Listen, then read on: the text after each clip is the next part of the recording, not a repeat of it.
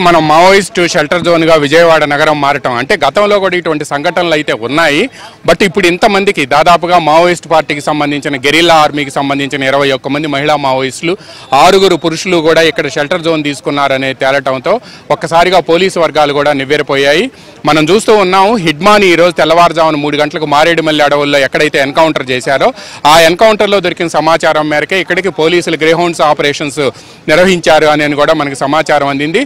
అయితే ఈ మొత్తం వ్యవహారంలో కూడా ఇప్పుడు హిడ్మా అనే వ్యక్తి కీలకంగా మారారు. మావోయిస్టు పార్టీలో ఆయుధాలను వదిలి ప్రభుత్వంతో చర్చలు జరపాలి అని చెప్పి ఒక వర్గం ఎప్పుడైతే బయటకు వచ్చిందో వాళ్ళని వ్యతిరేకిస్తూ కూడా హిడ్మా గ్రూపు కొన్ని ప్రకటనలు ఇచ్చింది. ఎవరైతే ఆయుధాలను వదిలి ప్రభుత్వంతో చర్చలు జరిపాలని నిర్ణయించారో రాజ్యంతో చర్చలు జరపటం ఏంటి, విప్లవ సిద్ధాంతాల ద్వారా మనం తీసుకురావాలి, సమానత్వం తీసుకురావాలి, పేదరికం లేకుండా చేయాలి అని మనం నిర్ణయించినప్పుడు ఈ విధంగా చేయటం అనేది కూడా చాలా క్షమించరాని నేరం.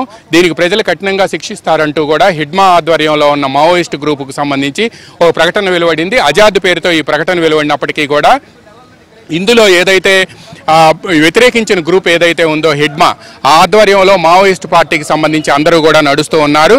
హిడ్మా అనే అతను చాలా most wanted Maoist in India అనేది కూడా పోలీస్ యంత్రాంగం చెబుతుంది. ఎందుకు అంటే మావోయిస్ట్ పార్టీ స్ట్రాటజిక్ ఆపరేషన్స్ ఏవైతే నిర్వహిస్తున్నారో అదేవిధంగా యంగ్ టర్క్గా కూడా అతనికి పేరుంది మావోయిస్ట్ పార్టీలో. అతి చిన్న వయసులో మావోయిస్ట్ పార్టీ కేంద్ర కమిటీలో సభ్యుడిగా చేరారు. ఇప్పుడున్న మావోయిస్ట్ పార్టీలో చీలిపోయిన తర్వాత అంటే ఎవరైతే రాజ్యాధికారం అనేది మనం ఆయుధాలను వదిలి సాధిద్దాం అని చెప్పి ఎవరైతే ఇచ్చారో వాళ్ళకు వ్యతిరేకంగా మావోయిస్ట్ పార్టీని ఇప్పుడు ఎవరైతే కొనసాగిస్తున్నారో ఆ మావోయిస్ట్ పార్టీకి హిడ్మా అనే అతను కింగ్ పిన్గా ఉన్నారు.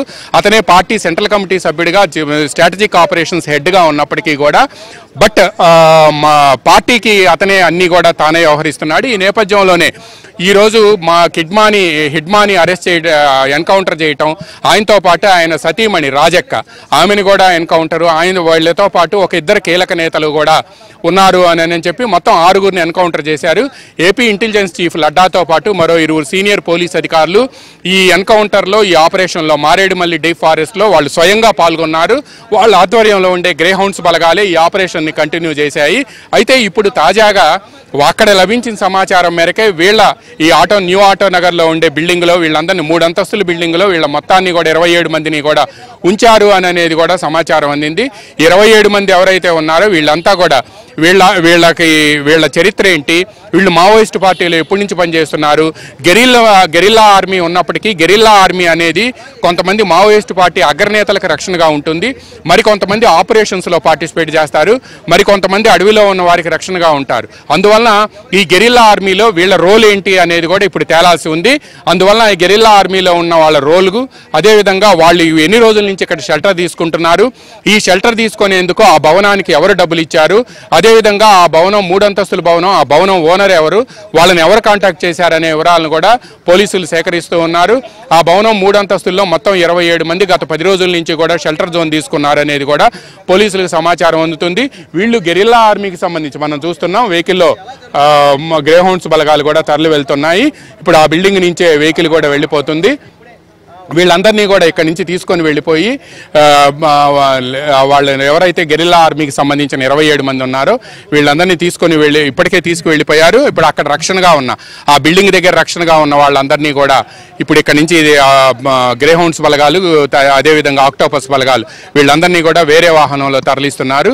ఈ రోజుకి ఇక్కడ వరకు అయితే మాత్రం ఈ ఆపరేషన్ ముగిసినట్టే. అయితే వీళ్ళని ఏం చేస్తారు, ఎందుకంటే ఇంత పబ్లిక్గా ఇంత విజయవాడ లాంటి నగరంలో షెల్టర్ జోన్ తీసుకొని 27 మంది ఉన్నారంటే వీళ్ళని అరెస్ట్ చూపించే అవకాశం ఉంది. ఈ 27 మందిని కూడా ఏమైనా చేస్తారా అనే అనుమానాలు కూడా తలెత్తుతున్నాయి. ఈ నేపథ్యంలోనే వీళ్ళని అరెస్ట్ చూపిస్తారు అని చెప్తున్నారు. బట్ అసలు వీళ్ళు 10 రోజుల నుంచి ఇక్కడ ఉండటంతో వీళ్ళకి సంబంధించిన వివరాలు ఏమైనా ఇక్కడ లభ్యమవుతాయా అనేది కూడా గ్రేహౌండ్స్ బలగాలు అన్నింటినీ కూడా బిల్డింగ్ మొత్తాన్ని కూడా జల్లెడ పెట్టాయని చెప్తున్నారు. బట్ ఈ నేపథ్యంలోనే ఏదో వెహికల్ కూడా వెళ్ళిపోతూ ఉంది. ఈ పోలీసు మాత్రం పెనమలూరు అదేవిధంగా చుట్టుపక్కల ప్రాంతాల్లో ఉండే పోలీసు బలగాలు బలగాలు మాత్రం అక్కడికి చేరుకున్నాయి. తెల్లవారుజామున ఎప్పుడైతే ఎన్కౌంటర్ జరిగిందో ఆ ఎన్కౌంటర్ జరిగిన సమాచారం మేరకు వాళ్ళంతా కూడా ఇక్కడికి వచ్చారు. ఆ సమాచారం మేరకు ఇక్కడ కృష్ణా జిల్లా ఎస్పీకి సమాచారం ఇవ్వడంతో వెంటనే డీజీపీ సమాచారం ఇవ్వడంతో వెంటనే పోలీస్ యంత్రాంగం అంతా కూడా అప్రమత్తమైంది. ఈ అప్రమత్తమైన తర్వాతనే ఈ ఆపరేషన్ జరిగింది. చూస్తున్నాం మన వెహికల్స్ అన్నీ కూడా వెళ్ళిపోతున్నాయి. గ్రే హౌండ్స్తో పాటు మిగతా ఎవరైతే మిగిలిపోయి ఉన్నారో మావోయిస్టులు వాళ్ళందరినీ కూడా తీసుకెళ్ళిపోతూ ఉన్నారు. పోలీసు బలగాలు కూడా కొన్ని పోలీసు బలగాలు కూడా అక్కడికి చేరుకుంటున్నాయి. అయితే ఈ నేపథ్యంలోనే మొత్తం ఈ వ్యవహారానికి సంబంధించి మరికొద్ది సేపట్లోనే పోలీసు ఉన్నతాధికారులు వివరాలు వెల్లడించే అవకాశం ఉంది అని కూడా సమాచారం అందుతుంది. ఇది ఇక్కడ ఉన్న పరిస్థితి, ఆటోనగర్లో ఉన్న పరిస్థితి శంకరి. మరికొద్ది సేపట్లోనే దీనికి సంబంధించిన వివరాలు పోలీసు ఉన్నతాధికారులు వెల్లడించే అవకాశం ఉందని చెప్పి కూడా మనకు సమాచారం అందుతుంది. మనం చూస్తూ ఉన్నాం, అక్కడికి అందరూ కూడా వెళ్తూ ఉన్నారు. దీనికి సంబంధించి ఏం జరుగుతుంది అనేది కూడా మరికొద్ది సేపట్లో వివరాలు అందే అవకాశం మనకు ఉంది. అయితే ఈ ప్రాంతాన్ని నుంచి కూడా పోలీసులంతా కూడా వదిలేసి వెళ్ళిపోతున్నారు. ఇప్పుడు ఆ బిల్డింగ్ దగ్గరికి వెళ్దాం, బిల్డింగ్లో ఏముంది ఏంటి అనేది కూడా, బట్ ఆ బిల్డింగ్ వరకు పోలీసులు వెళ్ళనిస్తారా లేదా అనేది కూడా మనం వేచి చూడాల్సి ఉంది. అయితే ఈ ప్రాంతం అంతా కూడా ఇప్పుడు పోలీసులు పూర్తి స్థాయిలో కూడా బందోబస్తు ఏర్పాట్లు చేశారు. బట్ ఆ బిల్డింగ్ వరకు అయితే మాత్రం ఎవరిని వెళ్ళనివ్వడం లేదు. ఇక్కడ మళ్ళీ ఈ ప్రాంతంలో కూడా పోలీసులు ఆపేశారు. మనం ఇప్పుడు బిల్డింగ్ నేరుగా చూడవచ్చు. ఈ బిల్డింగు మనం చూస్తున్నాం, ఇది 3 అంతస్తుల బిల్డింగు. ఈ బిల్డింగ్లోనే ఇప్పటి వరకు కూడా మావోయిస్టులు షెల్టర్ తీసుకున్నారు అనేది కూడా మనకి సమాచారం అందుతుంది. ఈ మొత్తం వ్యవహారాన్ని మనం పరిశీలిస్తే దీనికి సంబంధించి ఏదైతే ఉందో వీళ్ళందరినీ కూడా ఇక్కడ ఉన్న 27 మందిని కూడా పోలీసులు తీసుకెళ్లారు అని కూడా 21 మంది మహిళలు 6 పురుషులు మొత్తాన్ని 27 మందిని కూడా పోలీసులు తీసుకువెళ్లారని కూడా సమాచారం అందుతుంది. అందువల్ల ఇక్కడి నుంచి ఆక్టోపస్ గ్రే హౌండ్స్ బలగాలు కూడా తరలి వెళ్తున్నాయి. మరి కొద్దిసేపట్లో దీనికి సంబంధించి డీజీపీ కార్యాలయం నుంచి ప్రకటన వెలువడే అవకాశం ఉంది. ఇది మనం ఇప్పుడు బిల్డింగ్ని క్లియర్గా చూస్తున్నాము. ఈ మొత్తం 3 అంతస్తుల బిల్డింగు. ఈ 3 అంతస్తుల బిల్డింగులో అక్కడ చూస్తూ ఉన్నాం మహిళలతో పాటు పోలీసులు కూడా కొంతమంది అక్కడే ఉన్నారు. వీళ్ళందరూ కూడా ఆ ప్రాంతంలో అక్కడ ఏదైతే సెర్చ్ ఆపరేషన్స్ నిర్వహిస్తున్నారో ఆ సెర్చ్ ఆపరేషన్స్ ఇంకా పూర్తి కావాల్సి ఉంది. ఆ సెర్చ్ ఆపరేషన్స్ నిర్వహించిన తర్వాత వీళ్ళు ఇక్కడి నుంచి పూర్తి స్థాయిలో ఈ బిల్డింగ్ని జల్లెడ పట్టిన తర్వాత వాళ్ళు వెళ్ళే అవకాశం ఉంది అని చెప్తున్నారు. ఎందుకంటే పోలీసులు కూడా చాలామంది వెపన్స్తో వచ్చారు. ఒకవేళ గెరిల్లా ఆర్మీకి సంబంధించిన వాళ్ళు వెపన్స్ ఉంటాయి కాబట్టి ఏమైనా కాల్పులు జరుపుతారనే ఉద్దేశంతో వాళ్ళంతా కూడా మొత్తం పూర్తిగా వెపన్స్ తీసుకొని ఇక్కడికి వచ్చారు. బట్ వాళ్ళు సరెండర్ అవటంతో ఇప్పుడు వాళ్ళందరినీ కూడా ఇక్కడి నుంచి తరలించేశారు. మొత్తం చూస్తున్నాం పోలీసులంతా కూడా బిల్డింగ్ మొత్తాన్ని కూడా ఇప్పుడు మొత్తం కూడా సోదాలు నిర్వహిస్తున్నారు. ఆ ప్రాంతంలో సోదాలు కూడా జరుగుతున్నాయి. కొంతమంది అంటే స్థానికంగా ఉండే ఎంఆర్ఓ అదేవిధంగా వీళ్ళందరినీ కూడా తీసుకొని వెళ్ళారు. అసలు ఈ బిల్డింగ్ వీళ్ళకి ఎవరిచ్చారు, ఎవరిని కాంటాక్ట్ చేశారు అనేది కూడా ఇంకా తేలాల్సి ఉంది. దీనికి సంబంధించిన వివరాలు కూడా పోలీసులు సేకరిస్తూ ఉన్నారు. అయితే ఈరోజు సాయంత్రం లోపు దీనికి సంబంధించి పోలీసులు అధికారికంగా ప్రకటించే అవకాశం ఉంది.